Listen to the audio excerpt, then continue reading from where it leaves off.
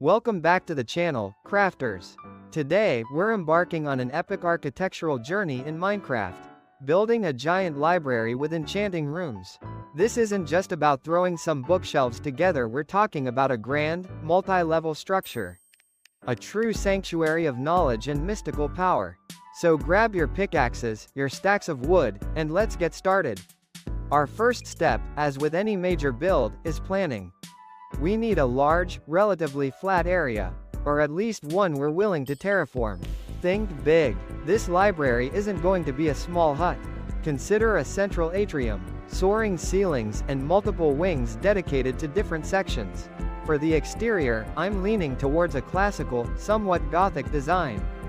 Dark oak planks, stone bricks, and maybe some polished blackstone will give it that imposing, ancient feel. Large windows, perhaps stained glass, will allow light to flood into our reading areas, creating a welcoming atmosphere. Let's start by laying out the foundation. I'm thinking a rectangular shape, perhaps 50 by 30 blocks for the main footprint, with a few extensions for our enchanting areas. Using a perimeter of stone bricks for the base will give it a sturdy look. Then, we can alternate between dark oak logs for vertical supports and stone bricks for the walls. Remember, details are key. Don't just build flat walls at depth with stair blocks, slabs, and even some fences to create archways and decorative elements. Now, for the interior. The ground floor will house our main reading hall. Imagine rows upon rows of bookshelves, illuminated by chandeliers crafted from glowstone and iron. For the flooring, a checkered pattern of polished blackstone and smooth stone would look fantastic, adding a touch of elegance. We'll need a grand staircase, perhaps spiraling upwards, to connect the different levels.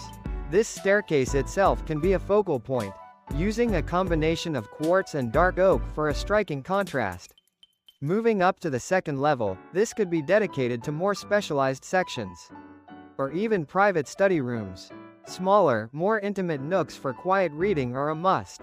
We can line these rooms with even more bookshelves, and perhaps add some cozy armchairs made from dyed wool and signs. Think about incorporating some small fireplaces on this level, not just for warmth but for the ambiance they provide. Just be careful with fire spread. Now for the truly exciting part, the enchanting rooms. I envision at least 2 dedicated enchanting areas, each with a distinct theme.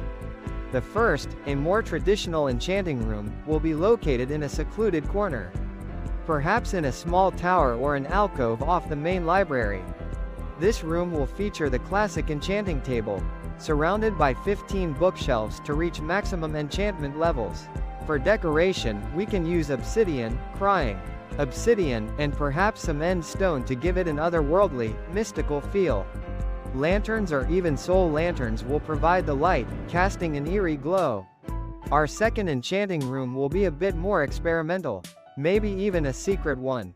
Hidden behind a bookshelf or a piston door, this room will be smaller, but packed with charm. Here, we can experiment with a more advanced enchantment setup, perhaps even incorporating an anvil and a grindstone for repairing and disenchanting.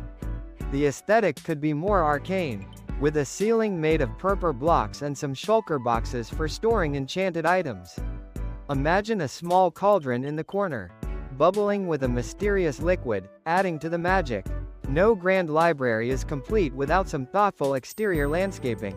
We can surround our magnificent structure with paths, made of gravel and coarse dirt, leading to various entrances. Don't forget some benches for weary travelers and plenty of trees and flowers to soften the edges of our formidable building.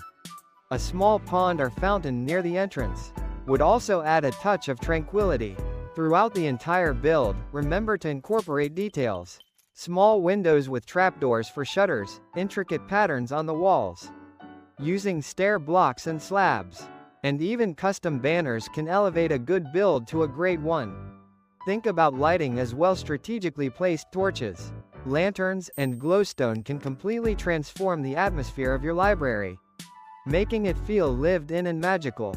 Building a giant library with enchanting rooms is a monumental task, but the satisfaction of seeing your vision come to life is immense. It's a place where knowledge meets magic, a true testament to your creativity in Minecraft.